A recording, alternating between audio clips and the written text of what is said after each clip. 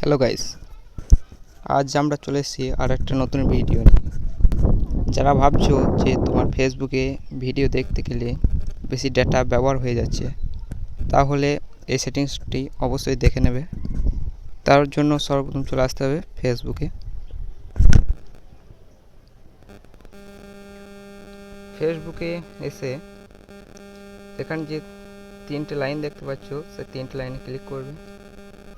তারপর settings, privacy, তারপর সেটিংসে গিয়ে এইদিকে নিচের দিকে এসে দেখবে মিডিয়াতে ক্লিক করার পর এখানে নিচের দিকে দেখবে অ্যাপ আপডেটস, এখানে ক্লিক করবে।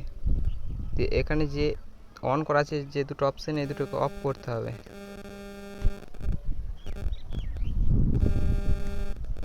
এর সাথে সাথে আর একটা জিনিস দেখবে যে নেভার অটো প্লে ভিডিওস, এটাকে অফ করে on mobile data and wifi এটাতে ক্লিক করবে।